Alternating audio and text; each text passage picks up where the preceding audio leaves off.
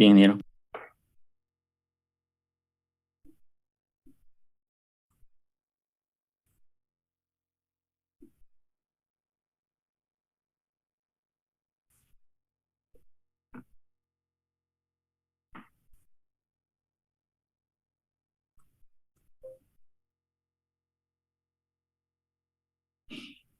Hola, señor. Buenas tardes. ¿Se escucha?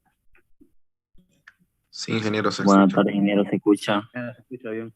Ok. A ver, cuéntenme primero si entendieron el ejercicio de la terminal, cuáles son las dudas que tienen.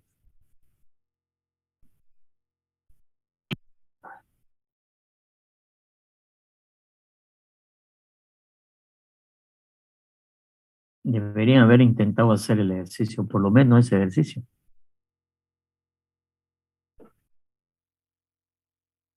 ¿Aló? ¿Alguien en línea?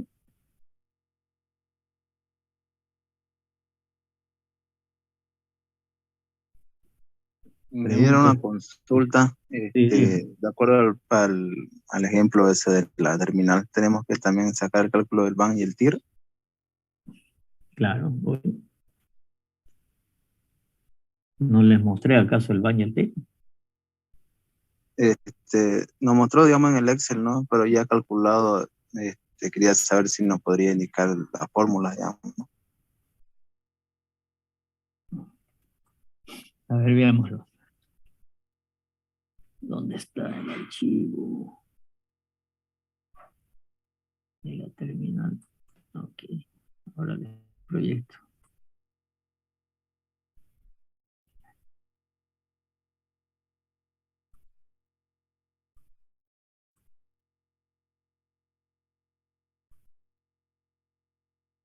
Cuando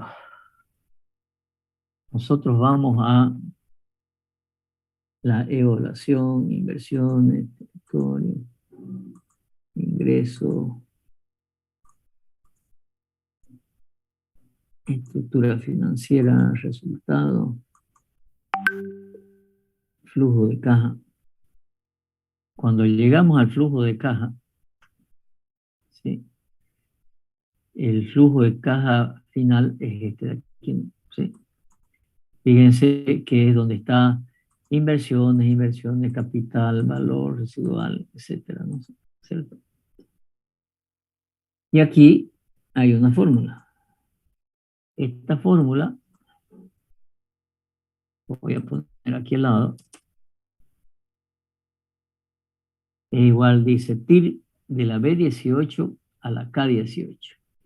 TIR de la B18 a la K18. ¿Dónde está la K? Hasta el final. Ese es el flujo. Entonces, lo único que tengo que hacer es poner la función TIR del Excel y la del BAN, la función BNA, con la función dice, hay que poner una tasa. A ver, si yo pongo acá, vamos a hacer más grande esto. Si yo pongo acá BNA y abro paréntesis, me está pidiendo la tasa de descuento. Entonces yo tengo que darle una tasa de descuento a la cual quiero calcular, ¿sí? Y esa tasa de descuento le voy a poner que al 10%. Por dar un valor puedo ponerle 8, 5. Él va a hacer el cálculo en función de eso, ¿sí? Y después dice, si ustedes se fijan aquí, dice aquí abajo, ¿cuál es el rango? Entonces yo le diré punto y coma de este rango de flujo de caja. Y voy a cerrar el paréntesis. Sí, bueno, tengo que ampliar la celda, pero me tiene que dar esto. Fíjense que acá la fórmula dice BNA de 0,1 desde B18 hasta K18. B18 al K18 es de nuevo el flujo de caja.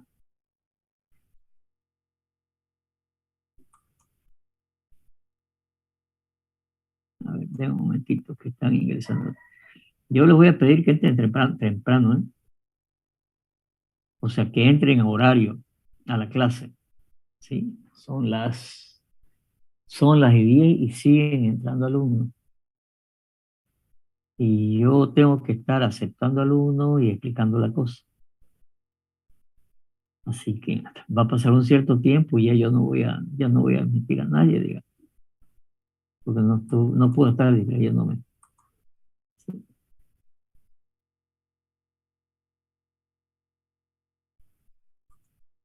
Ok. No sé si se entendió las dos fórmulas del TIR y del BAN.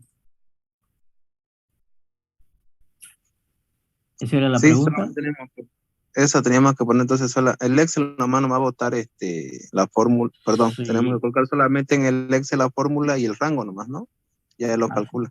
así es, porque si no habría que calcularlo a mano. Y calcularlo a mano, eso es bien complicado, ¿sí? Porque si quieren calcular el BAN, tienen que igualar la fórmula, ¿no es cierto?, de ingreso sobre egreso inicial final a cero de cada uno de los valores y tienen que despejar, ¿no es cierto?, el TIR y por lo tanto difícil matemáticamente. Hay una forma de hacerlo manualmente. A ver, permítame, voy a traer un libro.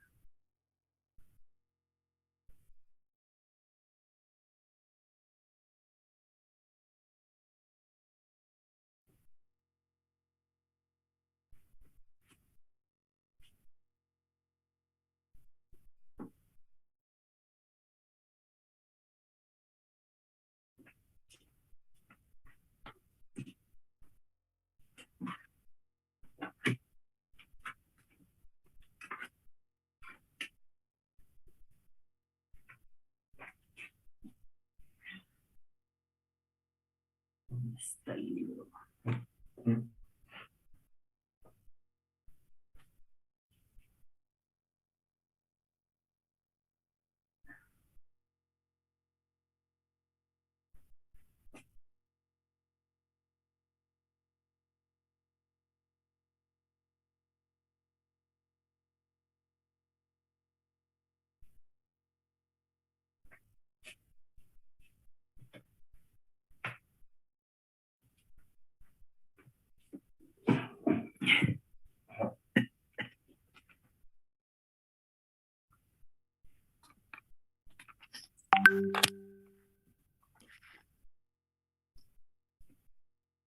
Bueno, no lo encontré el libro aquí a mano.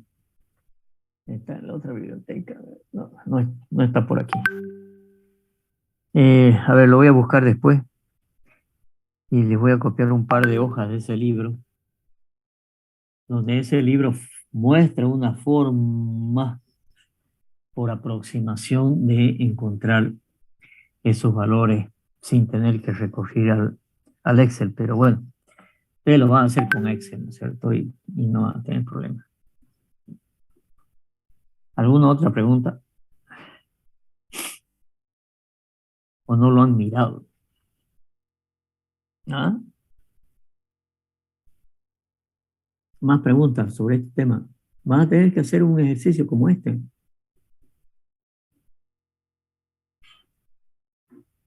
Ya están los grupos, ¿no? Ingeniero, Sí, dígame. hay un valor de imprevisto. ¿Eso cómo se lo calcula? Eso depende del proyecto, ¿no es cierto? Pero puede estar entre un no sé, un 2, 3%, 5%. Depende de cada proyecto el riesgo que tengo y la seguridad o no o seguridad de los datos. Entonces yo digo, bueno, capaz que en este proyecto hay algún imprevisto, digamos. Pero en la medida que se vaya haciendo el proyecto ya definitivo, ¿no es cierto? Esos imprevistos pueden ir reduciéndose porque en realidad en los ingresos normalmente uno no tiene imprevisto porque hay que construir algo y construir algo sé cuánto va a costar.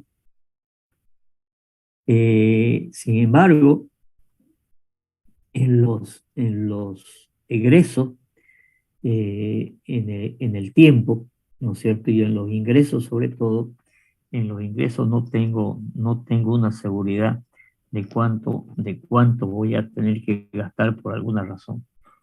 Pero eso depende de cada proyecto, ¿sí? Pero poner un 2, 3%, 5% máximo, por ahí andan esos valores. ¿Ok? ¿Qué más?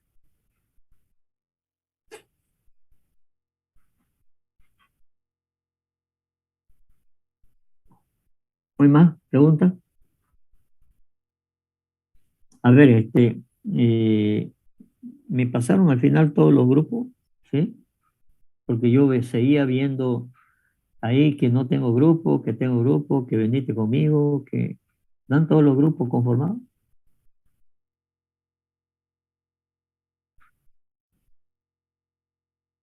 Aló, Sí,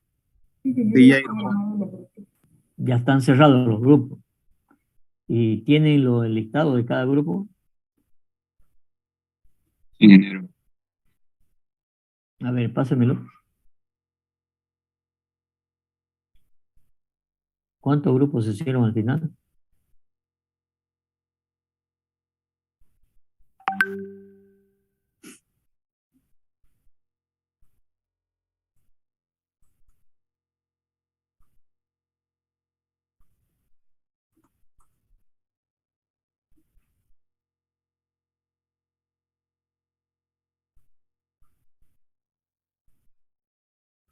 Le pasaron la lista al grupo de WhatsApp, ingeniero.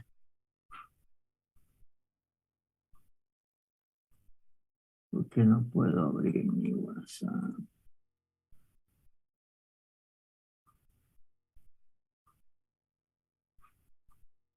Hay 15 grupos anotados. Ya.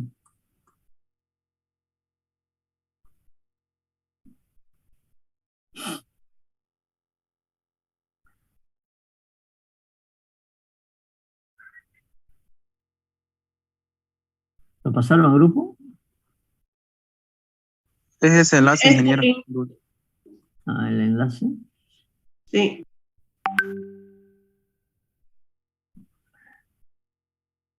Ingeniería económica, grupo 1. 15 grupos. ¿Qué vamos a hacer con tantos grupos?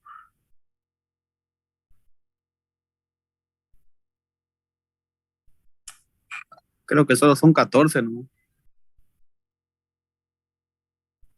Falta el grupo 11, creo. Aquí dice 15, 14. ¿Y por qué hay grupos de 3 nada más? De 6. Bueno, grupo de 11. El grupo de 3. Grupo de 10. Grupo de 6. 11. No hay grupo 11. Ya, no importa, pero estoy diciendo hay grupos de 7, hay grupos de 11, hay grupos de 10,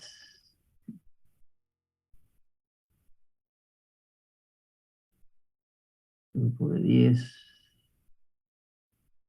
grupo de 11, pero por ahí creo que he visto un grupo de 3, digamos.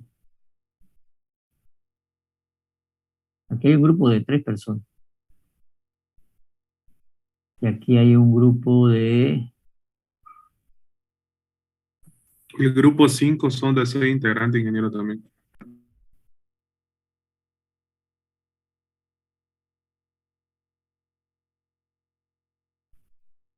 Bueno, se van a tener que juntar, ¿eh?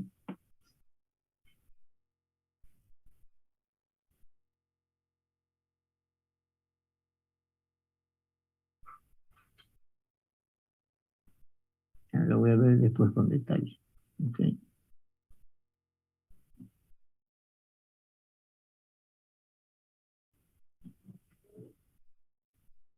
Ya, ok.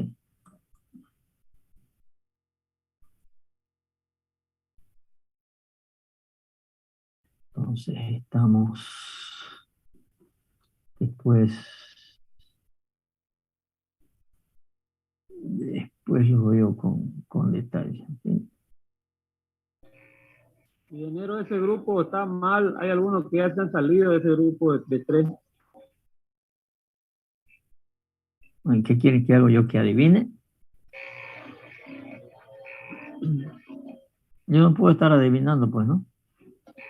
¿Salieron, no se salieron? Aquí hay 3 y el número 6 después, digamos. ¿Sí? Sería eliminarlo en ese grupo de 3. El de Sí, 3, porque es corregible. Tenían que haber corregido cada grupo, es decir, unirse si es que se tenían que unir, porque usted pidió de 11 integrantes. La mayoría, de aquí a 2, 3 días, ni bien usted dijo de 11 integrantes, se juntaron y dijeron y llenaron el cupo que tenía. Los otros, las otras personas que están de 3 o menos o más, tenían que haber arreglado este Excel porque podían arreglarlo, ingeniero. Así que esas personas debieron haber movilizado en este caso, porque usted dio un tiempo. Ya, pero háganlo ustedes, pues no lo voy a hacer yo. Entonces, lo arreglan los grupos, ¿ya? Esos que están de 3 o de 6, hago un grupo, pero no pueden quedar así. Ya, muy bien. Ahora vamos a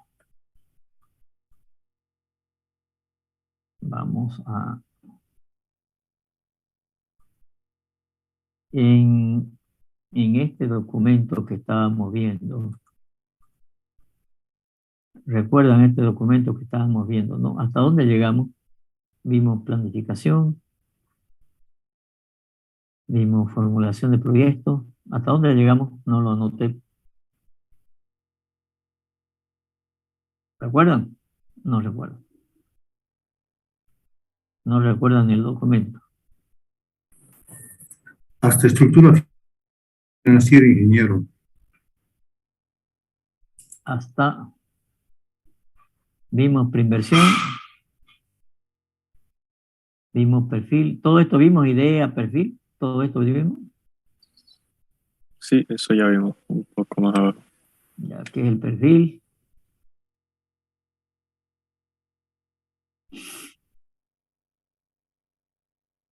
Diseño, elaboración del proyecto. Vimos esto.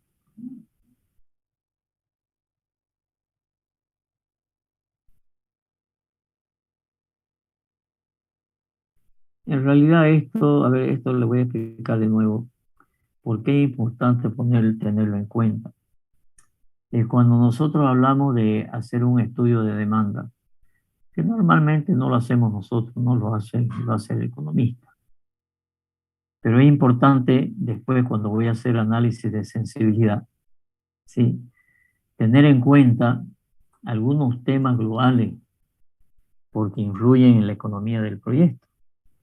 Hoy por hoy, no tener en cuenta la guerra de Rusia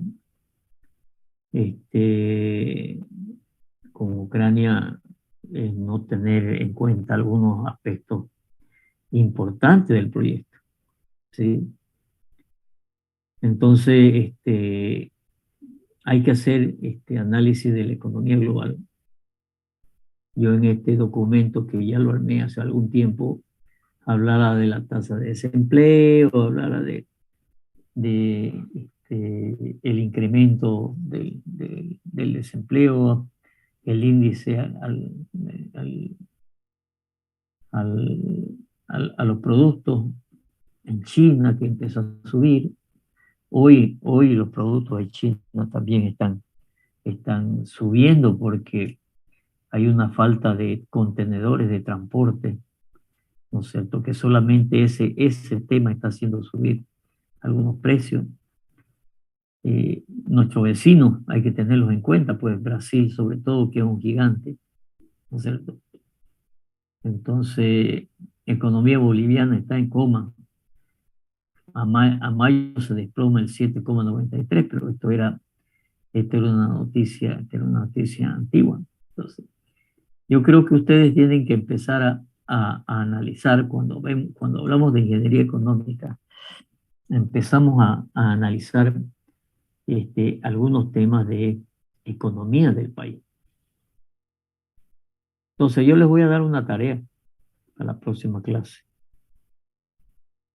Que cada uno, ¿no es cierto?, entre a internet y busque un tema de economía del país, ¿sí? Y nos las explique. Yo lo voy a llamar, a algunos de ustedes los voy a llamar para que expliquen algunos temas de economía del país. Si ustedes entran, por ejemplo, yo no sé si seguirá,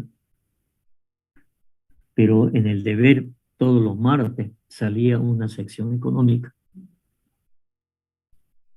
Por ejemplo, ¿cómo analizó la industria del acero? ¿De dónde importamos acero nosotros? ¿De dónde traemos el acero? Pregunto, a ver, ustedes. ¿El Brasil? Ya, ¿y de dónde más? Paraguay. Argentina. Argentina entra muy poco. Argentina le puede entrar algo de atarija, digamos, de los altos hornos Zapla que hay en Jujuy y Salta, digamos. Pero el otro es Perú, ¿cierto? Entonces, ¿quiénes son los que compiten en el acero aquí? ¿Sí? Entonces, si yo tengo que hacer un análisis económico y estoy haciendo algo para vivienda, tengo que saber muy bien, ¿no es cierto?, cómo está variando el precio del acero y cómo está variando el precio del cemento o del hormigón premezclado, ¿sí? Entonces, ¿cuánto importa? También está viniendo algún acero de Turquía y algunos que están trayendo de Turquía, pero digamos que el 90 y pico % viene de Brasil, ArcelorMittal, y del Perú, ¿no es cierto? Sin embargo, nosotros tenemos algo de siderurgia o no tenemos algo de siderurgia aquí en el país. ¿Qué tenemos? Hay la materia prima, pero no hay la empresa. ¿Quién lo puede elaborar? Hay una empresa. ¿Cómo? ¿Cómo se llama? Tenemos materia prima para elaborar, sí, pero no hay una empresa. ¿Y cuál es la materia? ¿Cuál es la materia prima? El Mutum. ¿Y ahí cuántos aceros tengo ahí en el Mutum? 1000 toneladas. Y, ¿no es cierto? Se estiman 40.000 millones de toneladas. Fíjense un detalle interesante. Sucede que ahí en el Mutum se estima que hay 40.000 millones de toneladas. Y cuando el año 2007 se firma el contrato con la empresa la Jindal, se firma un contrato para explotar el 50% del Mutum. Pero el contrato decía, ¿no es cierto?, que podía explotar, ¿cuánto eran? 10 millones de toneladas por año. Y tenía un contrato por 40 años. Entonces, ¿cuántos son 10 millones de toneladas por 40 años? Son 400 toneladas. Y le dieron la concesión para que explote 40.000 millones de toneladas. Oye, ¿cuándo iba a explotar 40.000 millones? Si la mitad son 20.000 millones y podía explotar en 40 años apenas 400, ¿dónde estaba el negocio? El negocio estaba en que esa empresa hindú, con un contrato de 20.000 millones, ¿no es cierto?, sus acciones subieron tremendamente y empezó a vender acciones. ¿Ah? Y después la Jindal se fue, ¿no? La Jindal se fue. Y hubo una resolución del contrato. Y se le cobró una boleta de garantía a la Jindal. Yo en su momento era director de la empresa siderúrgica del Mutú, representaba la gobernación. Yo no estaba de acuerdo que se cobre esa boleta de garantía. ¿No? Se la cobraron igual. Bueno, la Jindal ya le ha hecho un juicio, creo que por 20 millones de dólares al gobierno y se lo ha ganado. Y está en proceso de hacerle un juicio de 90 millones de dólares. Y casi seguro que se lo va a ganar. Y sucede que ahora se lo han dado el contrato, ¿no es cierto?, por mucho menos plata, porque no es porque sea más barato, sino por mucho menos implementación de industria a los chinos. Llegan de los chinos no sé cuánto tiempo, ¿no es cierto?, y todavía no salen. Sin embargo, unos inversionistas privados han hecho una fábrica de acero. Han hecho una siderurgia. ¿Dónde está? ¿Saben dónde está? Camino a Cocha. Sí, señor. ¿Por dónde más o menos? Por Buenavista, ¿no es cierto? Sí, sí. Por Buenavista. Es una fábrica espectacular. Y han invertido. Las Lomas. De las Lomas, exactamente. De los socios de las Lomas. Y es una industria espectacular. ¿Sí? Muchos dicen, pero es fierro boliviano, ¿será que es bueno? ¿Ustedes creen que alguien van a invertir? Creo que han invertido 130 o 150 millones de dólares. Pero además la característica que tiene es que es con maquinaria de última tecnología, ¿no es cierto? Maquinaria alemana, italiana.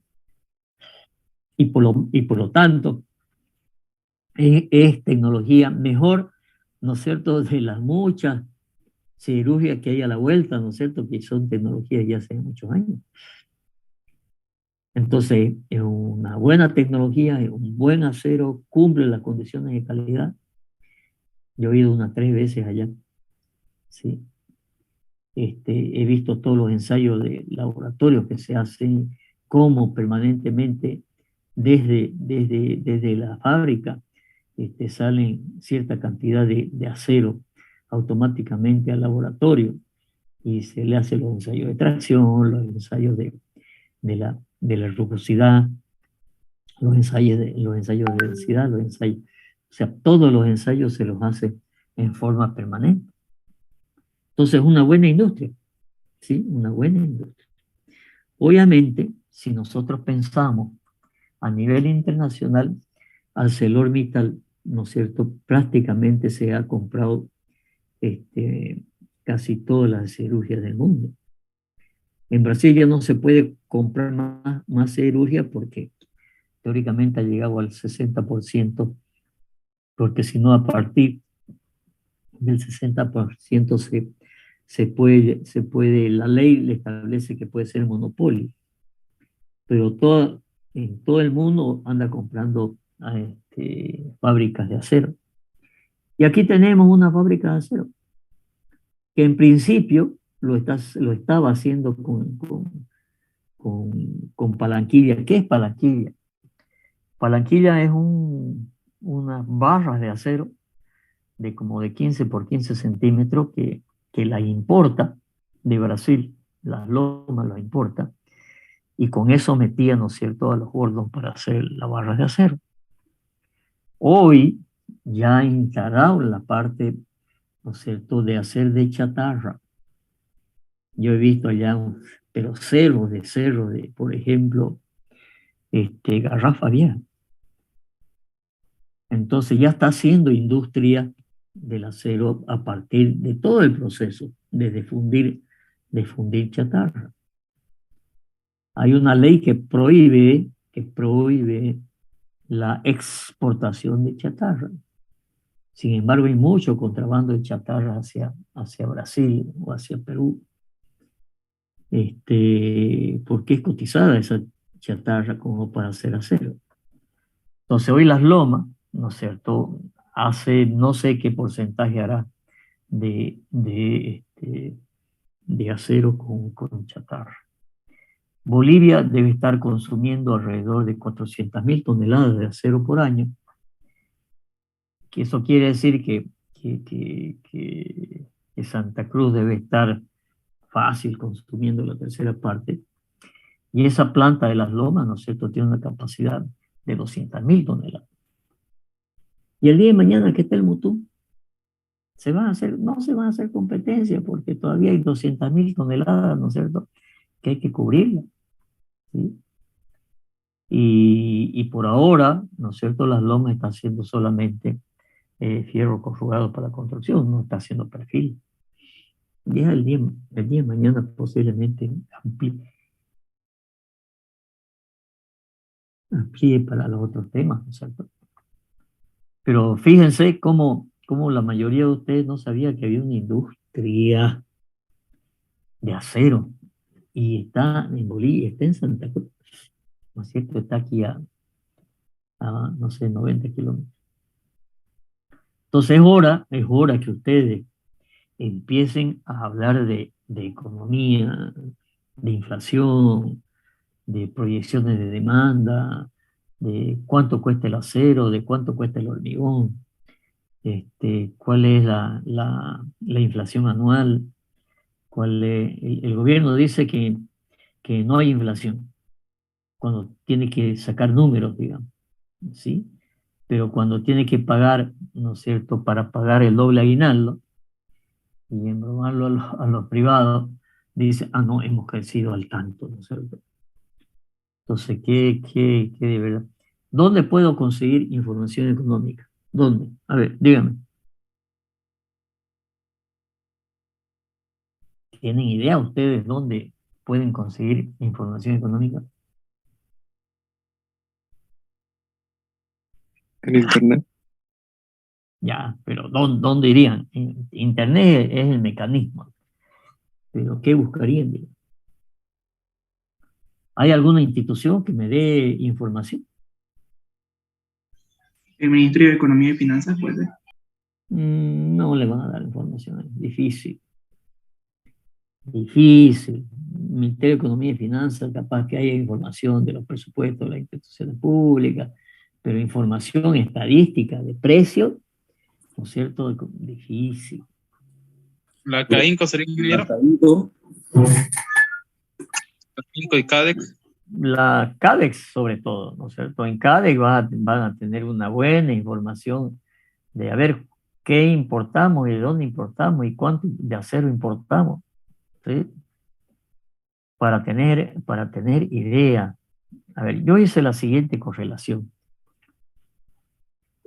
Por alguna razón, yo llevo en la sociedad de ingenieros y la base de datos de los proyectos que se registran, de los proyectos que pasan por la sociedad de ingenieros, ¿no es cierto?, el cálculo.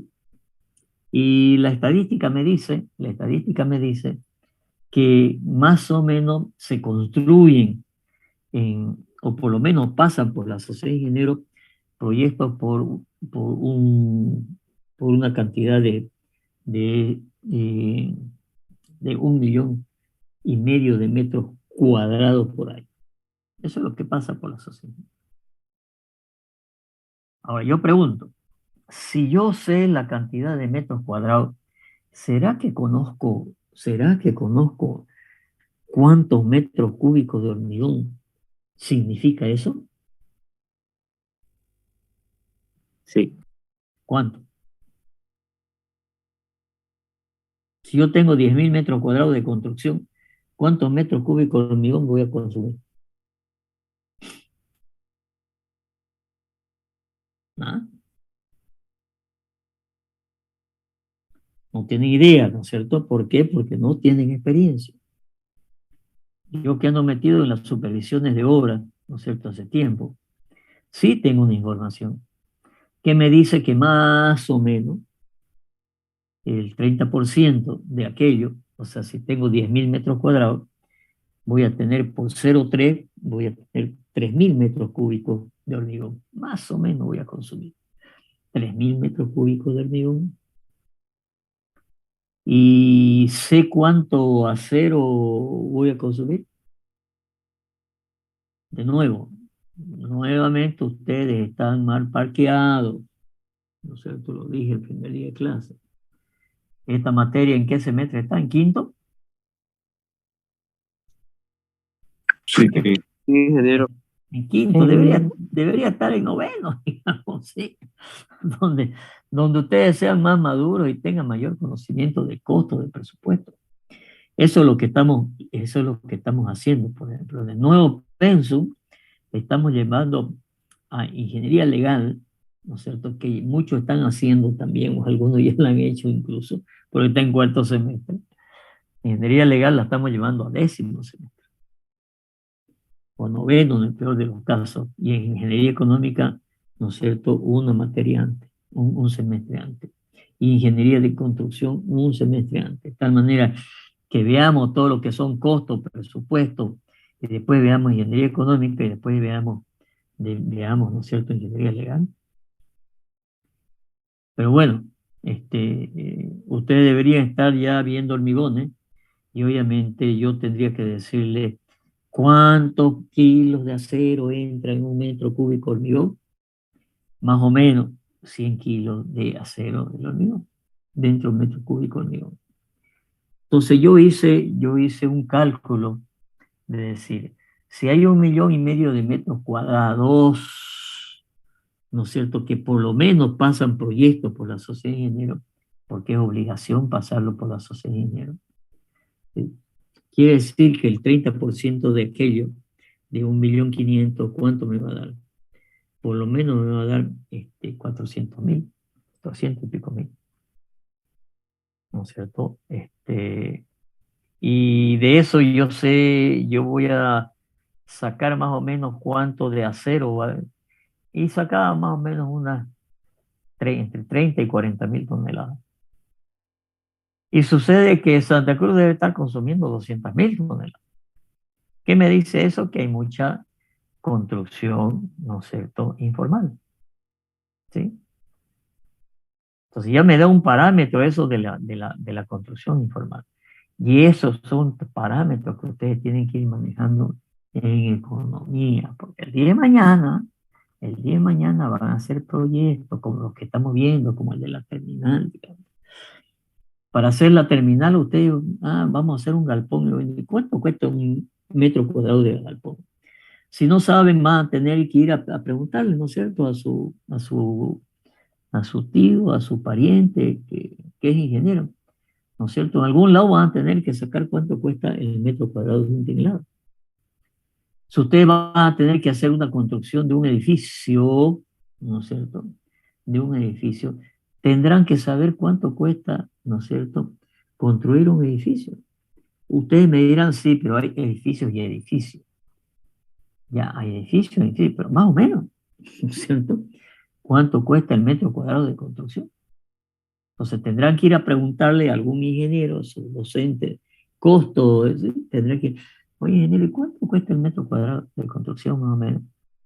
Ahí tienen, ¿no es cierto?, a un Flavio Carreño, a ingenieros que además se dedican a construir, ¿no es cierto? No es que son docentes que solamente hacen docencia, son docentes. Flavio Carreño está haciendo, hizo su propio edificio hace un tiempo y hoy está construyendo para alguien y está construyendo un edificio interesante, ¿no es cierto? Entonces está con los precios al día, ¿sí? Entonces, nosotros vamos a empezar a hacer nuestro proyecto de inversión, ¿sí? Por eso le preguntaba si han entendido bien el ejemplo que les he pasado, porque más o menos es un ejemplo, ¿no es cierto? ¿Sí? Entonces, a ver, anotemos, ¿sí? A ver, voy a ir aquí abajo para anotar. Una consulta, ingeniero. Sí, señor. Tengo una duda. La sociedad de ingenieros, o sea, tiene la misión de verificar las construcciones en edificios. ¿Ellos también pueden hacer el control o el seguimiento de las construcciones informales que hay arriba de 2, 3, 4 pisos? A ver. A ver. Primero, la sociedad de ingenieros es un gremio, ¿ok? Que aglutina a los ingenieros. ¿Qué tiene eso de legal? Es legal porque tiene una constitución, está constituido legalmente, es una asociación gremial, como puede ser una asociación de transportistas. Es la asociación, ¿no es cierto? La sociedad de ingenieros es una asociación de los gremios ingenieros. La sociedad de ingenieros que está cumpliendo a nivel nacional, ¿no es cierto? Este año o este mes está cumpliendo 100 años. Hace 100 años que se juntaron unos ingenieros y dijeron, bueno, los ingenieros nos vamos a reunir en gremio. Por allá por los años 80, más o menos. O desde antes, el gobierno, ¿sí?, tenía un registro de los ingenieros. El gobierno, un registro de los ingenieros. ¿No es cierto? Y uno cuando se recibía, yo me recibí en el extranjero, tuve que habilitar mi título, donde en la Universidad Boliviana, en el CV, me lo habilita, pero después había el Consejo Nacional de Ingeniería. Y ese Consejo Nacional de Ingeniería estaba formado por un directorio en el cual, ¿no es cierto?, habían varios ministerios. O sea que el Consejo Nacional de Ingeniería, en el cual de alguna manera participaba la sociedad de ingenieros como gremio, pero era una entidad colegiada con preeminencia del Estado. En algún momento, ¿sí?, el Estado le dice, oye, señores sociedad de ingenieros, ¿por qué no llevan ustedes el registro de los ingenieros? Y a partir de ahí hay una ley, que es la ley 1449, léanla, la ley 1449, que es la ley del ejercicio profesional. Y por esa ley le dan a la sociedad de ingenieros que administre el Registro Nacional de Ingenieros. Entonces la sociedad de ingenieros ya deja de ser solamente una sociedad de amigos ingenieros, un gremio de los ingenieros, sino que por ley tiene la responsabilidad de administrar el Registro Nacional de Ingenieros. Por ejemplo, había los médicos se registraban en el colegio médicos que también tienen una ley del ejercicio profesional. Creo que son 5 profesiones que tienen ley: los ingenieros, los médicos, los arquitectos, creo que los odontólogos y los auditores, creo que son los que tienen ley de ejercicio profesional. Y en esa ley le dan la atribución al gremio de hacer el control del ejercicio profesional. ¿Okay? Bueno, perfecto. Entonces sucede que esa ley del ejercicio profesional de ingeniería dice, oye, que es una ley del gobierno, ¿no? No es que la sociedad de ingenieros diga que, no señor, es una ley, ¿no es cierto?, que ha sido promulgada, ¿no es cierto?, y ha sido realizada en su momento en el Congreso de la República de Bolivia, como cualquier otra ley, por lo tanto es de de obligatorio cumplimiento. Y en esa ley le dice, señores, usted sociedad de ingenieros es la que tiene que tener, va a ser usted el control del ejercicio profesional. Se lo paso a usted, pero además le paso a usted, sociedad de ingenieros, el Registro Nacional de Ingenieros. Por lo tanto, además esa ley dice que para ejercer la profesión tiene que inscribirse en ese registro. Como hoy día el gobierno de don Evo Morales le quitó esa tuición a los médicos. Y a los médicos le dice, ¿usted quiere ejercer la profesión? Ah, a ver, su título académico, ok. Su título en provisión nacional, ok. Pero para ejercer la profesión tiene que inscribirse en el Ministerio de Salud. Ya no sirve la inscripción en el colegio médico. ¿Por qué? Porque como el gobierno de don Evo Morales y el actual son de corte socialista y el peor pecado es ser privado, ¿no es cierto? Entonces, no, aquí el privado no, pero al final de cuentas la sociedad de ingenieros, el colegio médico, el colegio arquitectos son privados. Pero a los médicos les quitó el registro del colegio médico, tienen que inscribirse en el Ministerio de Salud. Y a los abogados también. A los abogados les quitó el registro del colegio de abogados. Tienen que inscribirse ahora en el Ministerio de Justicia. A los ingenieros también quisieron hacer lo mismo. Sin embargo, hace mucho tiempo, sí, hace bastante tiempo, los ingenieros comerciales hicieron una demanda constitucional a la sociedad de ingenieros. Y le dijeron, señor ingeniero, ¿quién son ustedes pues, para decir que no pueden, que tienen que registrarse en la sociedad de ingenieros? Momentito, no es en la sociedad de ingenieros, es un registro del Estado, que es el Registro Nacional de Ingenieros. Ah, pero nosotros ingenieros comerciales pues no somos de esa área técnica. Ah, pero es un problema de su universidad que por marketing creó el ingeniero comercial, pero puro marketing, digamos, porque de ingeniería, de investigación científica, técnica, no tiene nada. Por lo tanto, no querían pertenecer al Registro Nacional de Ingenieros. Pero esa ley dice, ¿no es cierto?, que todo aquel que tiene el prefijo ING, ¿no es cierto?, tiene que inscribirse en ese registro. Y hubo una sentencia constitucional que le dio la razón a la sociedad de ingenieros. Sí, señor, usted, señor ingeniero comercial, tiene que registrarse. Y si el día de mañana viene un profesional que es ingeniero en calcular ingeniero en la resistencia de la cola del ratón, y dice ingeniero por una universidad, ¿no es cierto?, va a tener que inscribirse en ese registro. Entonces, primer concepto, hay un registro nacional de ingeniería. ¿Qué exigencia hay?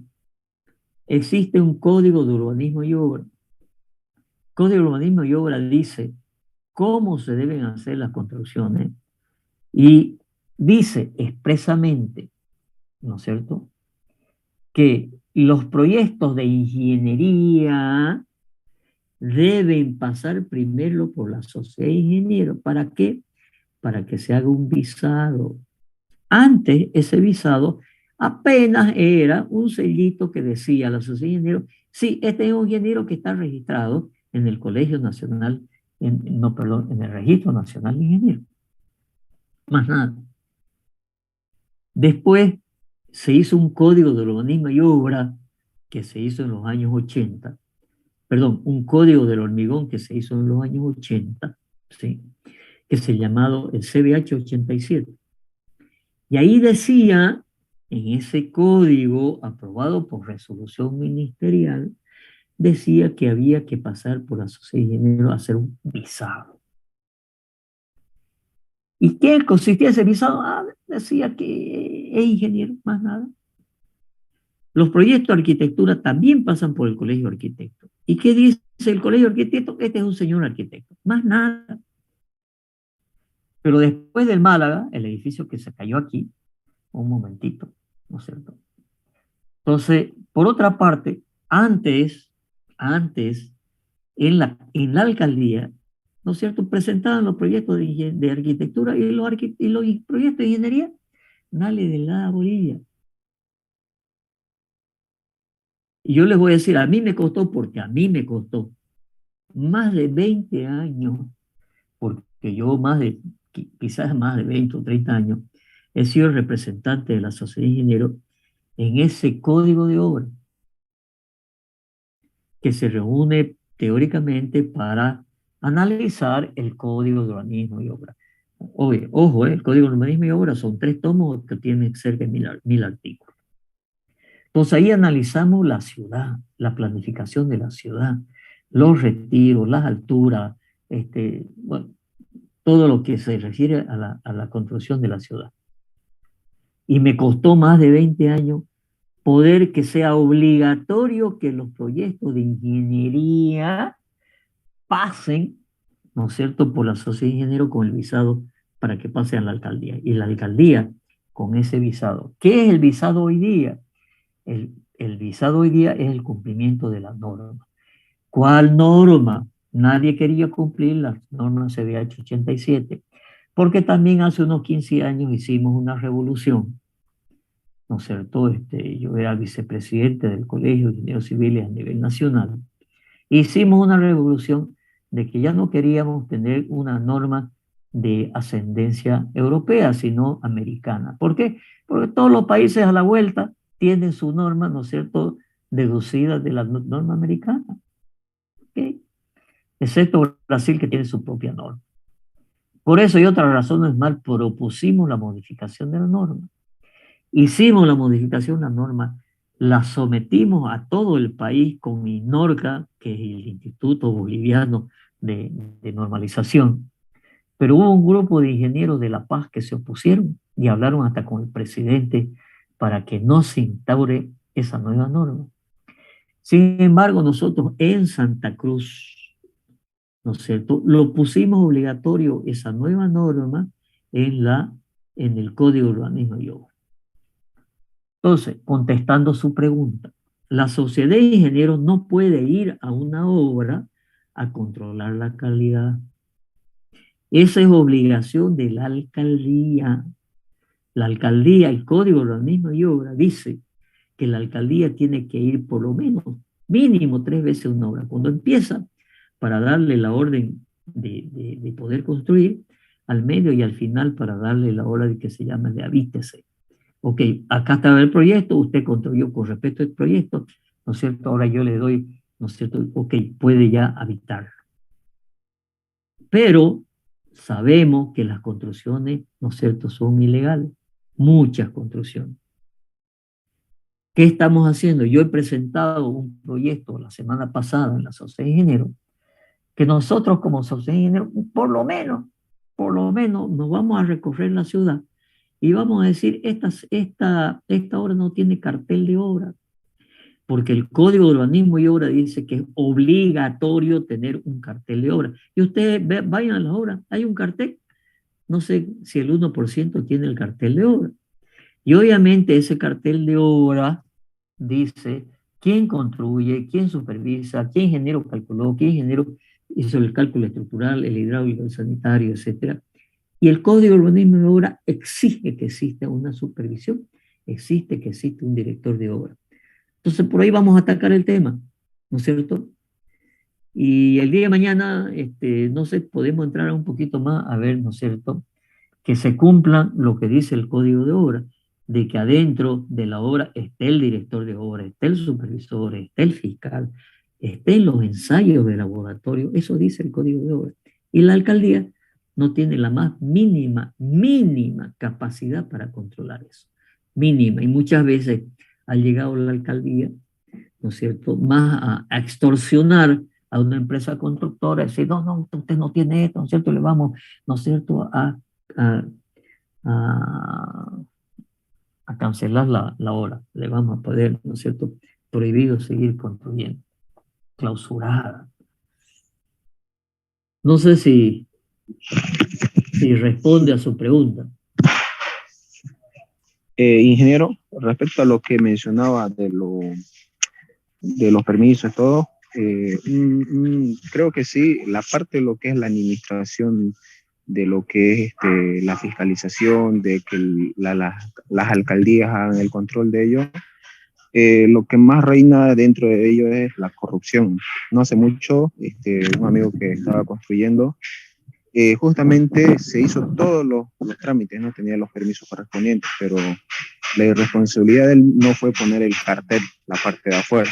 Entonces llega el fiscal o los que supervisan la parte de ello, le dijeron que le iban a clausurar y todo, y le pidieron directamente $5,000 para no clausurarle la construcción. Entonces, como yo soy un poco del área de ello, me llamó y fuimos, ¿no? Y directamente fue así, que dinero prácticamente pidieron de entrada para no hacer ningún tema legal ni esas cosas. Sí, y sí. se tuvo que llevar, ¿no? Todos los planos aprobados, el cálculo estructural aprobado, el proyecto sanitario, eléctrico.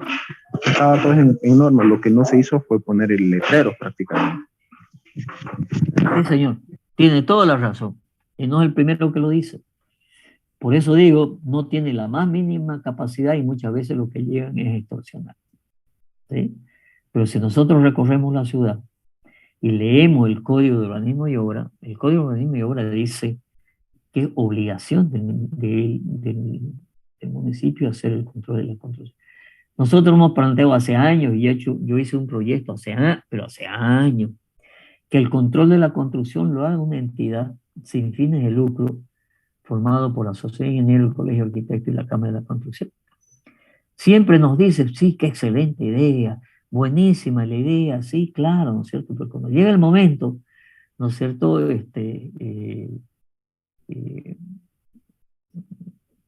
Dicen que no, sí, ¿sí?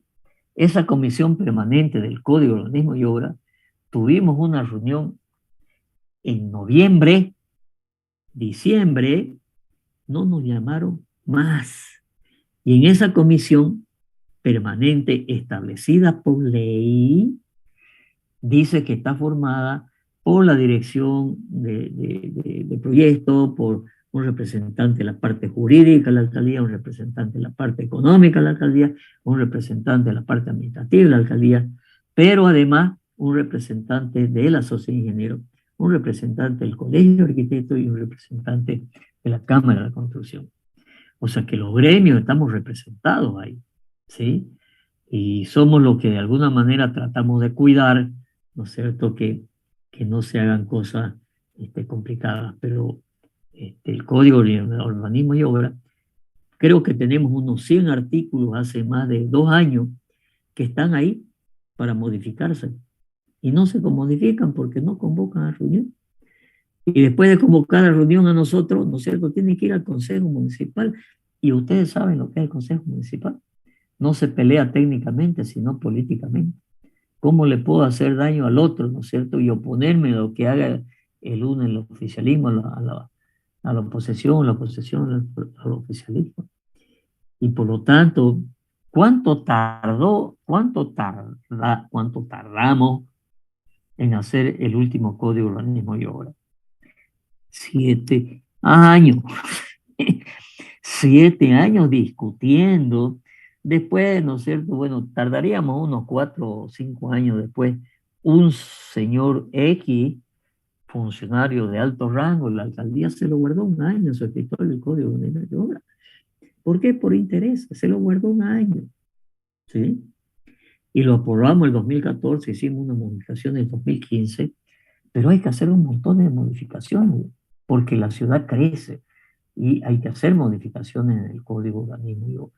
Y muchas veces esas modificaciones son de índole económica. Hay muchos intereses económicos atrás de lo que es. Porque, a ver, si el código dice que las calles que tienen hasta 9 metros solamente puedo construir 4 pisos. Y si viene el Código de Urbanismo y Obra y dice, oye, te vamos a dar permiso ahora para calles de 9 metros, te va a dar permiso que construya, ¿no es cierto?, 10 pisos. ¿Ustedes saben lo que significa eso económicamente? Es un montón de plata que algunos inversionistas presionen al municipio para que en calles de angostas, ¿no es cierto?, se pueda construir, qué sé yo, hasta 20 pisos. Y son presiones económicas demasiado grandes. O decir que haya menos parqueo, pues, ¿no es cierto? O decir, ¿no es cierto?, que las habitaciones puedan ser mínimas de 2,5 por 2,5, cuando hoy es de 3 por 3 sin tener en cuenta el placar. O que el placillo mínimo debe ser de tanto. ¿Qué quiere decir eso? Que el inversionista va a gastar menos plata, ¿no es cierto?, y va a redituar mejor, ¿no es cierto? Entonces, el Código de Obras regula altura, retiro, superficie, índice de ocupación. Oye, si yo tengo 1,000 metros cuadrados, no voy a poder en alguna zona construir más de 4 veces 4,000 metros cuadrados. Y tengo que tener retiro. Y por lo tanto, si yo tengo 10,000 metros cuadrados, por 4 podré construir 40,000 metros cuadrados. Ya quisiera un inversionista poder construir 60,000 metros cuadrados. ¿Cuánto le va a rendir? Le va a rendir mucho más. Entonces, hay muchos temas atrás de la normativa de ese código que tienen unos intereses tremendos. Y cuando va al Consejo Municipal, obviamente los que tienen intereses están por ahí atrás, ¿no es cierto?, disfrazados de las juntas vecinales o de qué, pero hay intereses económicos. En la última versión de aprobación del código ya se habían hecho unos edificios fuera de norma, que con esa aprobación del nuevo código, ¿no es cierto?, entraron en norma. ¿Y por qué el municipio no demuele? ¿Y por qué el municipio no dice, oiga, esto está fuera de norma, cuando está empezando a construir? A ver, ese monumento que está frente al zoológico está fuera de norma. Hay 2 edificios igual aquí por la Irala, ingeniero, igual así fuera de norma. Pero claro, pues, ¿no es cierto? ¿Y por qué no le duele? Porque la ley todavía está, como decimos nosotros, chuta. Porque el Código de Urbanismo y Obras le va a decir, oiga, señor, esto está fuera de norma, demuela. Y los abogados ya la han encontrado como, pues no puede demolerme. Y si me demuele, ya va. Como hay un juicio que sigue hasta ahora, donde en la época, al principio de don Percy Fernández, vino, ¿no es cierto? Y el secretario de Obras Públicas, no de Obras Públicas, de Planificación, que está a cargo del código, demolieron como 40 casas. Ahí siguen en juicio los funcionarios que hicieron la instrucción de demoler. Entonces, las normas no se cumplen, hay vacíos legales en los cuales no se cumplen las normas. Y por lo tanto, el municipio ahorita, difícil que pueda demoler algo. El famoso edificio Vela, ¿lo conocen? Ese que está a media cuadra de la Plaza Blacud, ese que está inclinado. Sí. Ese había que demoler. Yo he hecho un peritaje. Sí, ingeniero, pero ahora lo terminaron de amoblar y ya está todo pintado. Y parece que ya están habitando. Y está fuera de norma, ¿no es cierto? Porque sobresale, el último piso sobresale de la línea municipal y además estaba empezando a invadir, ¿no es cierto?, la distancia de separación con el vecino de atrás. Yo hice un peritaje, ¿no es cierto? A mí me pidieron un peritaje. Y la distancia que tenía que haber, creo que estábamos en el piso 11, que estaba construido hasta el piso 11. El piso 11 tenía que estar a 3 o 4 metros de separación de la línea del vecino y estaba a 40 centímetros. Y había que demolerlo. Pero hoy día, ¿qué pasó? Está bonito, lo están terminando de construir, ¿no es cierto? Ya lo han terminado de construir y no lo demolieron. ¿Por qué? No sé, pues, ¿no? Creo que el arquitecto que hizo eso, porque el proyecto al principio estaba bien, pero después cuando construyeron, ¿no es cierto?, se invadieron. Y creo que el arquitecto que hizo eso, creo que lo llegaron a meter preso.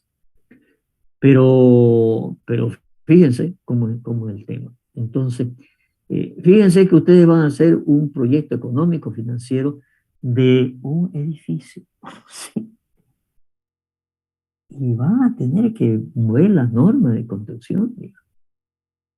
Y van a tener que ver cuántos metros cuadrados pueden construir.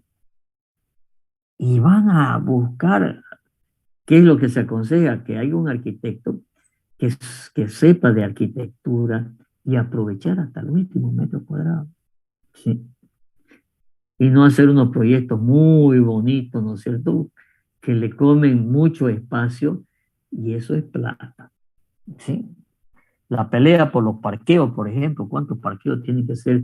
Depende si es oficina o si es vivienda. Entonces había edificios, ¿no es cierto?, que lo han disfrazado de oficina para que haya menos parqueo, y después lo han hecho departamento. Bueno, hay de todo. Hay de todo. ¿Sí? Pero ustedes tienen que empezar a manejar aquello. Entonces yo les pido como tarea que para la próxima clase cada uno de ustedes, ¿no es cierto?, me traiga un comentario de un tema económico, ¿no es cierto?, del país, de la ciudad, de Santa Cruz, del municipio, de lo que ustedes quieran, y nos expliquen, ¿no es cierto?, temas económicos. ¿De acuerdo? ¿Entendieron? Ingeniero. De acuerdo, ingeniero. Bueno. Ok, sigamos.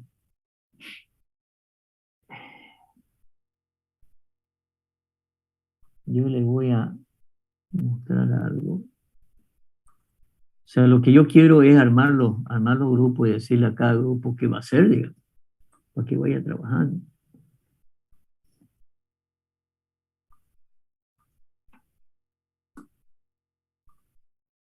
Evaluación.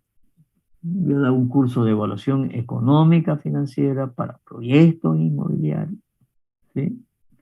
Y quiero mostrarles cómo más o menos planteé el tema. No sé si acá tengo la última versión.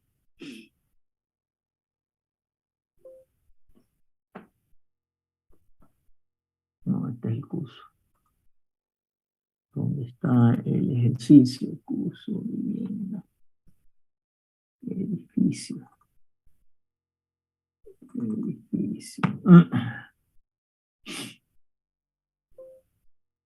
A ver. En el mismo concepto, ¿no es cierto?, de lo que habíamos visto en la terminal. Entonces, ¿cuáles son los parámetros? ¿Sí? Los parámetros que tengo aquí son, ¿qué cosa? ¿Cuál es la superficie del terreno? ¿Cuál es el coeficiente de ocupación? Hablábamos, ¿no es cierto?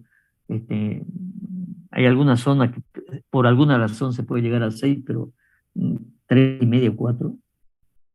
¿Cuál es la superficie construida? ¿Cuál es la hora vendible del departamento? ¿Cuáles son las áreas comunes? Aquí en este edificio me da que las áreas comunes, que no las voy a poder vender, pues yo vengo de departamento, pues, ¿no es cierto? No vengo 2 pasillos, no vendo escalera, ¿no es cierto? Yo vendo un departamento de tantos metros cuadrados. Obviamente en mi precio tiene que estar lo que yo gasté en hacer pasillos, piscina, clubhouse o lo que sea, ¿no es cierto? ¿Cuáles son los datos económicos? El precio del terreno, el precio de la construcción, el costo total. Bueno, esto ya es multiplicación, pero ¿cómo planteé el tema de los terrenos, de la superficie? ¿Sí? Yo planteé, ¿no es cierto?, que eran 4 pisos, y este era un edificio real que es un amigo. Le dije, oye, dame tus datos. ¿Sí? Y que había departamentos de 1 dormitorio, de 2 dormitorios y de 3 dormitorios. Y planteé que en el 4º piso había 3 departamentos de 38 metros cuadrados, 3 departamentos de 65 metros cuadrados y un departamento, que era el más grande, de 101 metros cuadrados. Que en el 3er piso había 3 de 38 metros cuadrados, 4 de 65 y uno de 101. Y en los otros pisos, 2. Entonces, yo tengo que empezar a jugar con esto, ¿sí? Entonces, yo tengo un total de departamentos, ¿no es cierto? De un dormitorio 9, de 2 dormitorios 13 y de 3. ¿Por qué 2 nada más? Porque eso es lo que me demanda el mercado. El estudio del mercado hoy día me dice que yo no puedo hacer un edificio de departamento con muchos dormitorios, perdón, con muchos departamentos de 3 dormitorios. No, la gente no compra. O la economía no está para comprar 101 metros cuadrados. Porque si bien el coste de construcción puede ser 400, 500 dólares por metro cuadrado, ¿sí? En esa zona que estaba este edificio lo están vendiendo a 1.200 el metro cuadrado. Entonces yo tengo que ver, ¿no es cierto?, cuántos departamentos hago, de qué departamento se está vendiendo mucho el departamento de dos dormitorios, los de un dormitorio o los monoambientes, también depende de la zona. O si yo estoy cerca de una universidad, voy a hacer monoambiente, pues, ¿no? ¿Y qué monoambiente? Un solo ambiente, donde tengo cocina, dormitorio, living, comedor, todo en un solo ambiente, más un baño. Ese es un solo ambiente.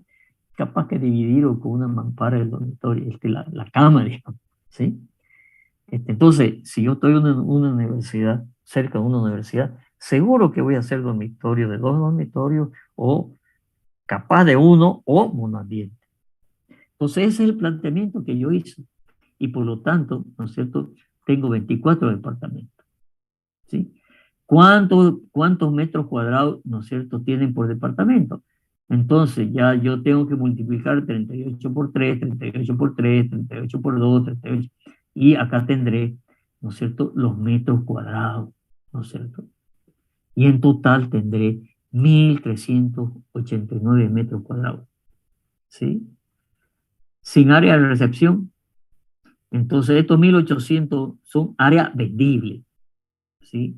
Si yo tengo que son áreas comunes, tengo un 20% y voy a empezar, ¿no es cierto?, a ver cuántos parqueos necesito. 16 parqueos por 2%. El parqueo mínimo es 250 por 5. Son 200 metros cuadrados, ¿sí? ¿Y por qué 16 parqueos? Porque yo tengo tantos departamentos de tantos metros cuadrados y voy a ir al código de urbanismo y obra que me dice cuántos parqueos necesito tener, cuánto es la planta del edificio, y aquí empiezo a sacar alguna superficie.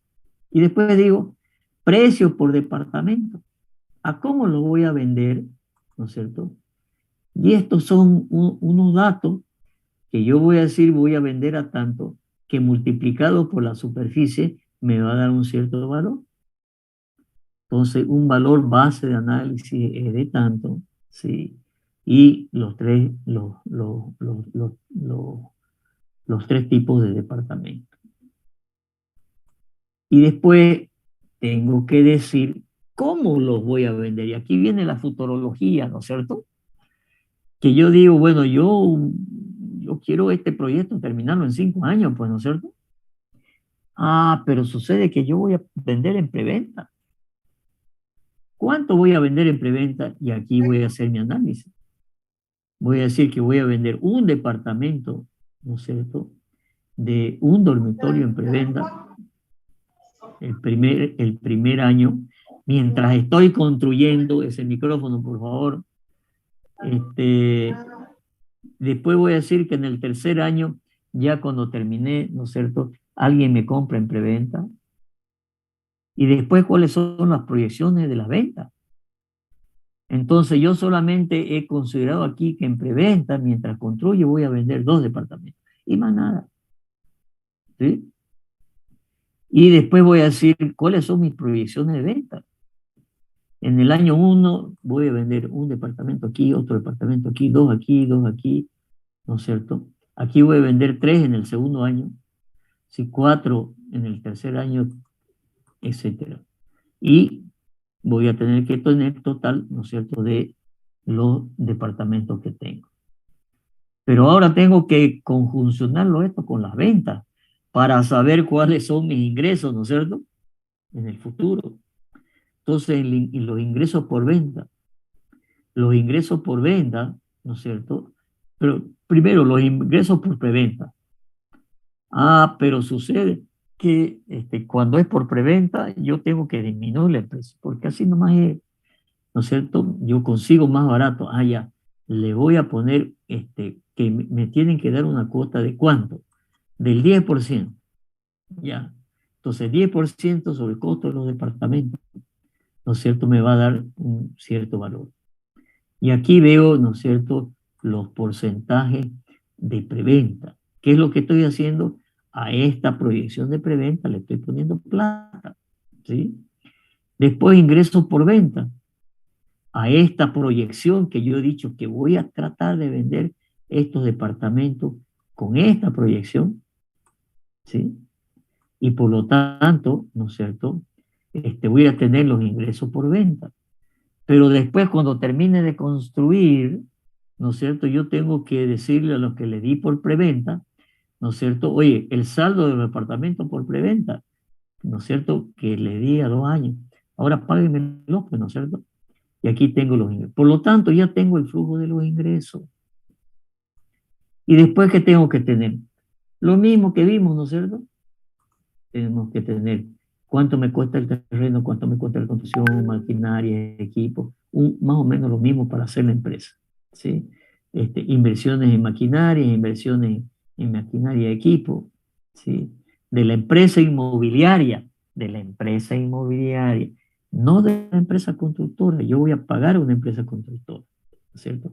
Igual las inversiones diferidas que vimos en la terminal, ¿no es cierto? Las depreciaciones, los ingresos proyectados, estos son los ingresos proyectados del flujo de caja que yo he establecido, los ingresos proyectados de mis gastos en la preventa, la venta, ¿sí? ¿Cuánto me va a ingresar por año? Ahora, si quiero hacerlo por mes, bueno, extenderé pues esto a 5 años por 12 meses, a 60 meses, y haré el proyecto a 60 meses. ¿Por qué? Porque tengo que ir al detalle, ya lo haré por mes. Los ingresos proyectados, las depreciaciones, igual que la terminal, ¿no es cierto? La estructura financiera, aquí estoy poniendo plata de mi bolsillo, el 44%, y le voy a decir al banco que me preste el 55%. Acá está la deuda, como cuánto le tengo que pedir de deuda al banco. Esto es los resultados. Y esta es ya la evaluación.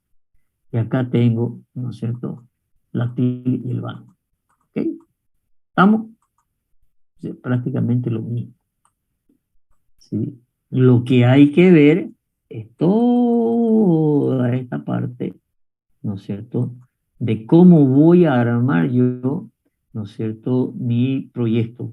Ya yo tengo un terreno de tanto, puedo construir tantos metros cuadrados, y de esos metros cuadrados que tengo que construir, bueno, decidiré, ¿no es cierto?, en cada piso, departamentos de cuántos metros cuadrados hay. ¿Y eso qué es? Estudio de la demanda. Me decía mi amigo, ¿no es cierto?, que hizo este edificio, que es un edificio de 4 pisos en realidad, ¿sí? Pero que estaba diseñando otro demanda. Dice, no hay que construir más de 12 pisos. ¿Por qué? Porque 13 pisos la gente ya no compra, porque ya hay mucho viento, porque ya hay mucha altura. Oye, le digo, no en serio, me dice. Yo he hecho estudios de mercado, me dice, la gente no quiere vivir más de 12, 13 pisos. ¿Ve? Han ido a un edificio de 13 pisos, de 15 pisos, de 20 pisos. Han visto lo que una mala ventana colocada va a silbar, ¿no es cierto? No lo va a dejar dormir. Sí. Entonces, tenemos viento fuerte pues acá en Santa Cruz, ¿no es cierto? Sí. Entonces, y después el tema del precio de venta, obviamente depende de dónde esté, pues, ¿no? Si son oficinas, porque podríamos hacer esto en vez de departamento, hacer oficinas. Son oficinas, en Equipetrol se está vendiendo hasta $2.500 el metro cuadrado. Si son departamentos en Equipetrol, deben estar por ahí también en $2.000 por metro cuadrado. Pero si estoy en la Alemana, si estoy en la Beni, ahí los departamentos están en $1.100, $1.200 por metro cuadrado, precios de venta,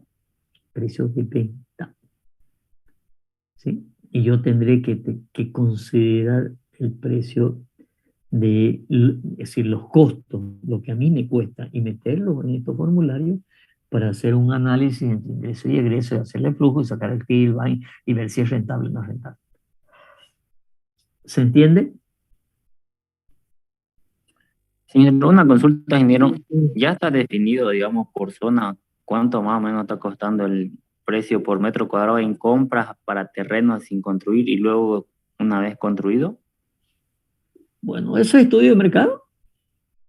¿Eso es estudio de mercado? Claro que sí. O sea, usted va a una empresa inmobiliaria, ¿no es cierto? Y le dice, yo quiero comprar un terreno, y le va a decir, bueno, ¿dónde quiere comprar? Yo quiero comprar, ¿no es cierto?, allá en el 8º anillo y Banzer. Y la empresa inmobiliaria le va a decir, mira, más o menos están tanto. Y yo tengo terreno por allá, vamos a verlo, ¿no es cierto? Y tengo es que estén tanto, tengo este. Bueno, y la empresa inmobiliaria gana el 4%. Sí, la empresa constructora gana el 10 o el 15%, pero la inmobiliaria, ¿no es cierto?, por vender gana el 4%. ¿Sí? Esos son los estándares de las inmobiliarias, profesor, ¿no? ¿Sí? Entonces, no es que esté definido por alguien y que diga la alcaldía, por ejemplo, diga, aquí cuesta tanto y hay que pagar, no sé. Es el mercado. El mercado es oferta y demanda. ¿Sí? Y la oferta y demanda es lo que yo voy a decir cuánto está. Entonces, los que se dedican a comprar y vender saben que en esta zona cuesta tanto, aquí esta zona cuesta tanto, aquí los departamentos están más o menos en tanto. Y eso lo sabe una empresa inmobiliaria. ¿Sí? Yo tengo un hijo que se dedica a eso. Tiene una empresa inmobiliaria, ¿cierto? Tiene una de las licencias de Century. ¿Sí? Bueno, se dedica a eso. Y él sabe. ¿Sí? Él sabe. Y te va a una inmobiliaria y dice, quiero un departamento. ¿Dónde quieren? Quiero más o menos, bueno, ¿cuánta plata tienen? Y tengo, mire, $100.000. Ya, le va a alcanzar eso para un departamento de tantos metros cuadrados en tal zona. ¿En qué zona quiere? Yo quiero Equipetrol. Ah, no, pues con esa plata, no sé, va a comprar capaz que un monoambiente en Equipetrol, pues no. Sí, porque oferta y demanda. Oferta y demanda. ¿Ok? ¿Se entiende? Sí, ingeniero. Ok. Pregunta. Sí, señor. Adelante. Cuando uno solicita en te dicen que te evalúe su catastral y no comercial, ¿cómo es? Esa es una gran discusión, digamos, ¿sí? El otro día hubo una discusión al tema, incluso en un programa radial que se llama Ingeniería al Día, que es de la Sociedad de Ingenieros, ¿no es cierto? Y hace, a través de Radio Marítima, hace programa. Y uno de los temas era el valor catastral y el valor real. ¿Qué es lo que pasa? Usted toma su boleta de impuestos, ¿no es cierto? Y ahí le dice cuántos metros cuadrados tiene. En función de eso, le voy a cobrar impuestos. Entonces, el valor catastral es el valor que asume el Estado, ¿no es cierto?, de cuánto vale. Y el valor real es lo que realmente vale en el mercado. Entonces, el valor catastral es un valor que pone la alcaldía para cobrar impuestos, ¿sí? Pero además también es importante señalar que las Los terrenos siempre van a ir subiendo de precio. O sea, los terrenos ganan plusvalía. Pero una casa se va deteriorando.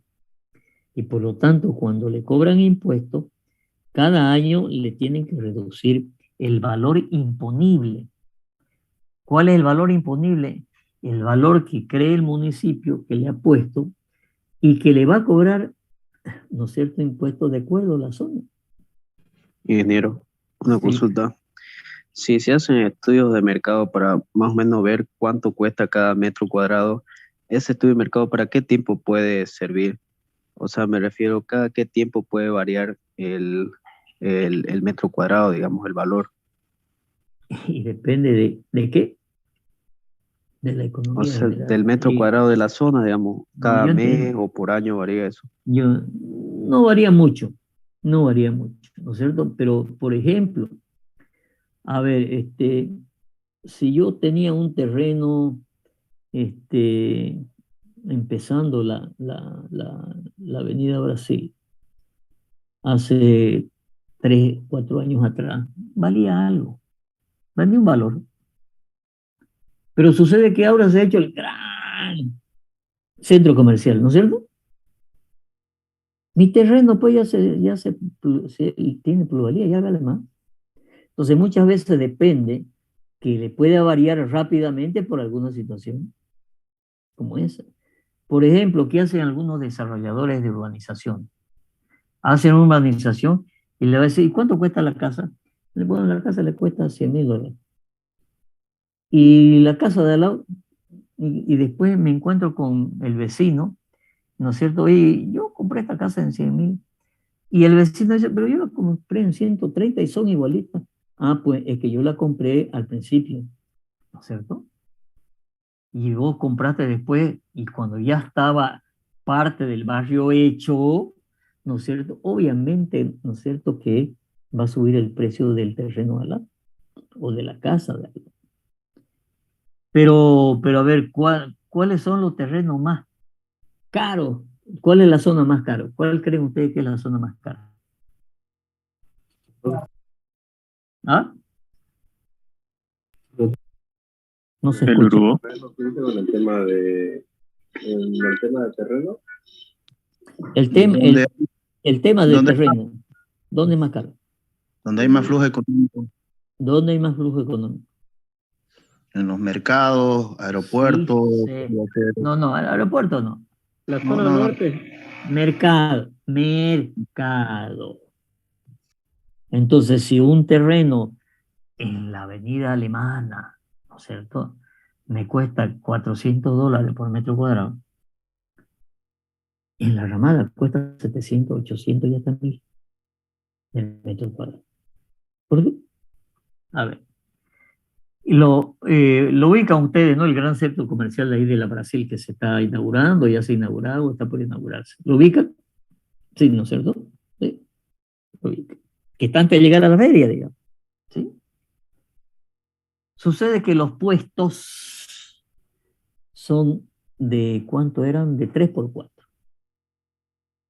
12 metros cuadrados. Y tienen sus mezanines para depósito. O sea, súbele 25 metros cuadrados. ¿Cuánto cuesta construir eso por metro cuadrado? Independiente de todo lo que es lo de afuera, digamos, pavimento, instalaciones sanitarias, ¿no es cierto?, parqueo, lo que sea. Eso no puede costar más de $200, $300 el metro cuadrado. ¿Y cuánto es 25 por 300? 25 por 3, 75. 75, $7,500, ¿no es cierto?, puede costar construir ese 3x4 en 2 pisos. $10,000. ¿Saben cuánto se está vendiendo? En 100,000, 80 y $100,000 el cuartito de 3x4. Eso es lo que cuesta un puesto en los mercados. Y obviamente que ese mercado es muy amplio, tiene muchas instalaciones, que tiene espacios amplios, corredores amplios, parqueos amplios, pero de todas maneras, ¿no es cierto? El 3x4, 25 metros cuadrados, ¿no es cierto? En dos alturas, costará construirlo, ¿no es cierto? $200 el metro cuadrado. $300 el metro cuadrado. Reventar. Y se está vendiendo, ¿no es cierto?, en 80 y 100 mil dólares. Entonces, como dijeron, ¿no es cierto?, ¿dónde es más caro? ¿Dónde hay más flujo económico? ¿Dónde hay más flujo económico? En los mercados. O si quieren averigüen, ¿no es cierto?, en la feria de Barrio Lindo, en la nueva feria de Barrio Lindo, ¿cuánto cuesta un puesto? Y los puestitos han visto que son de 3x3 algunos. ¿Cuánto cuesta un puesto? Entonces, esa es la oferta de mercado. Obviamente que la pregunta que hicieron, ¿cuánto tiempo? Capaz, ¿no es cierto?, que han pasado 2, 3, 4, 5, 7 años y más o menos el precio sigue el mismo, ¿no es cierto? Sí. Pero depende de la macroeconomía del país, depende de muchos factores para que yo tenga nuevamente que decir, a ver, costaba en la alemana $400, ya lo cuesta $700 el metro cuadrado de terreno. Si yo quiero hacer un edificio y tengo un terreno en la alemana, tendré que considerar esos nuevos precios porque ya se han modificado. ¿Por qué? Porque se está construyendo mucho, ¿no es cierto? Ustedes se fijan, ¿cuál es la vocación de la Beni? Hay departamentos, yo tenía una oficina ahí, al final de la Beni cuarto anillo, tenía una oficina en un edificio, ¿no es cierto?, que la tuve que cerrar por la pandemia. Eran departamentos, no había mucha demanda. ¿Por qué? ¿Qué es la Beni entre tercer anillo y cuarto anillo? Comida, ¿no es cierto? Sí, restaurante, comida, postres, churrasquería, de todo tipo. Esa es su vocación. Y hoy no necesito un edificio, pues, ¿no es cierto? Y capaz que un alquiler ahí de un cuartito sobre la avenida que vende comida y que tiene, no sé, era una casita de 80 metros cuadrados, pagan un alquiler muchísimo más caro que un departamento que está sobre la misma avenida. Estudio de mercado, oferta y demanda. Entonces, ¿quiénes tienen esa información? Obviamente las inmobiliarias que están vendiendo y comprando todos los días saben en qué lugar, ¿no es cierto? O la otra, ¿no es cierto?, tener información de dónde se van a hacer unos centros comerciales. No sé si ustedes llegaron a ver algún momento la propaganda que hacía Pollos Kiki, ¿no es cierto?, ahí frente a Ventura. ¿Qué decía la propaganda de Pollos Kiki? Qué bien, Ventura, ¿no es cierto?, que te viniste a esta zona, ¿no es cierto?, como diciendo, oye, te has venido al lado de Pollo Kiki, ¿no es cierto?, son muchos tipazos, ¿no es cierto? Sarcásticamente, ¿no? Entonces, pero obviamente, hoy una venta de pollo cerca del Ventura, donde la gente va a la Ventura y también rebasa gente que va a comer en los lugares aledaños a la Ventura, ¿cierto? Porque en Santa Cruz además no tenemos dónde ir, diversiones, no sé, ¿a dónde va la gente? ¿A dónde va la gente? Fin de semana, ¿a dónde va? ¿No es cierto? La Brisa está llena, el Ventura está llena, ¿no? Lugares donde divertirse no hay. No hay, pues, ¿no es cierto? A ver dónde los llevo a mis hijos un fin de semana. No hay lugares de esparcimiento. Pero obviamente hay Ventura. Entonces, como el Ventura, ¿no es cierto?, hay cine, pero como además, ¿no es cierto?, hoy ya no necesitan espacio para divertirse los chicos, ¿no es cierto? Apenas necesitan, ¿no es cierto?, 10 centímetros cuadrados del celular para divertirse. Pero bueno, ese es otro tema. ¿Más preguntas?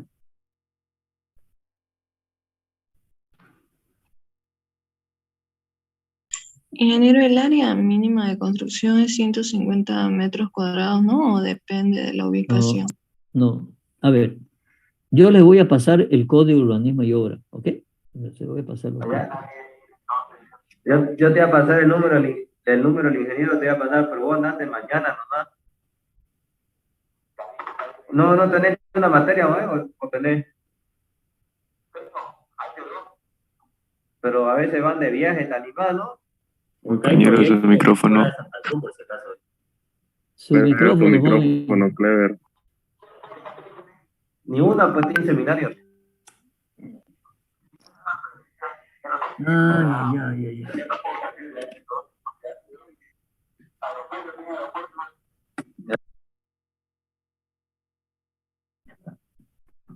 Próxima lo saco y no lo dejo entrar más. Yo les voy a mandar el Código de Urbanismo y Obra. Y fíjese, para la pregunta que hizo, fíjese el artículo 87. El artículo 87 del Código de Urbanismo y Obra del primer tomo hace una clasificación de las edificaciones. Hace la clasificación de la autoconstrucción, ¿no es cierto?, de menos de 80 metros cuadrados. Y después habla de la vivienda simple. ¿Y para qué hace esa clasificación el Código de Obra? Para ver qué proyectos se tienen que presentar. ¿Sí? Entonces, si yo me voy a hacer una casita de 60 metros cuadrados, no necesito presentar nada a la alcaldía, apenas un croquis, ¿no es cierto?, que lo puede hacer hasta el dueño o el albañil. Pero ya después viene, ¿no es cierto?, la vivienda, ¿no es cierto?, hasta, ¿no es cierto?, de 80 hasta 300 metros cuadrados, en una planta. Y le dicen, estructura tiene que presentar un esquema. Pero después viene, ¿no es cierto?, hasta 600 metros cuadrados en 2 plantas. Ya tiene que presentar un plano de estructura. Y ya tiene que presentar un plano sanitario, ¿sí? Entonces, para responder a su pregunta, ¿no es cierto?, en el Código de Urbanismo y Obra están clasificadas las edificaciones incluso desde 80 metros cuadrados y menos de 80 metros cuadrados, ¿sí? No hay límite, digamos, para hacer una vivienda. Yo puedo hacerme una vivienda de un monoambiente, ¿no es cierto?, de un monoambiente alrededor de los 35 metros cuadrados. ¿Sí? Entonces no hay límite. ¿Okay? ¿Alguna otra pregunta?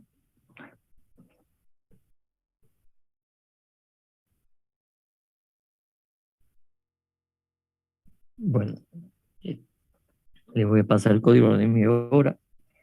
La próxima clase nos organizamos para hacer los tipos de proyectos que van a hacer. No sé, vamos a hacer terminales, vamos a hacer baños, vamos a hacer departamentos, vamos a hacer vivienda. Bueno, ahí tengo que inventarme. ¿Cuántos grupos dijeron que había? 12, 13 grupos, 15 grupos, menos 1, 14 grupos. Entonces cada grupo va a ser un proyecto diferente. ¿Acuerdo? Ingeniero, una consulta, disculpe. En el tema de los proyectos que debemos plantear, cada proyecto es grupal, pero nosotros tenemos que plantear costos y presupuestos, todo ese avance que estamos realizando en la materia, ¿no? Así es, así es. Y alguna cosa tendrán que ir a preguntar a alguien, ¿no?, que construye. Oye, ¿cuánto cuesta el metro cuadrado? ¿O cuánto cuesta el metro cuadrado de tinglado? ¿O cuánto cuesta el metro cuadrado de pavimento? Algunas cosas van a tener que ir a preguntar, digamos. ¿Ok? Ok, ingeniero, gracias. Bien, ¿no hay más preguntas? Por favor, vean nuevamente el tema de la terminal. La mayoría no lo ha visto. Y después, cuando estén haciendo las cosas, van a querer preguntar. Otra consulta, ingeniero. Los proyectos, nosotros somos los que realizamos la investigación respectiva, ¿no?, de qué es lo que vamos a ejecutar, ya sea un departamento, ya sea departamentos, mercado, X proyectos, ¿no?, o aunque sea carretera. Sí, sí. Nosotros somos los que encargamos de... ok, gracias. ¿Sí? Yo les voy a dar la idea, digamos, hagamos esto, hagamos esto, hagamos esto, hagamos esto, hagamos esto. ¿Sí? Ya ustedes sacan los costos, van a hacer la proyección. Y en algunas cosas que no consigan información, pues plantéenla la información como algo más o menos lo más real posible, digamos. Total, el tema es que hagan el ejercicio de evaluación. Y después, después les voy a enseñar a hacer, ¿no es cierto?, optimización económica. ¿De acuerdo? ¿Cómo se hace la optimización? Ok. Si no hay más nada, nos vamos hasta la próxima clase. Hasta luego. Hasta luego, ingeniero. Hasta luego, ingeniero.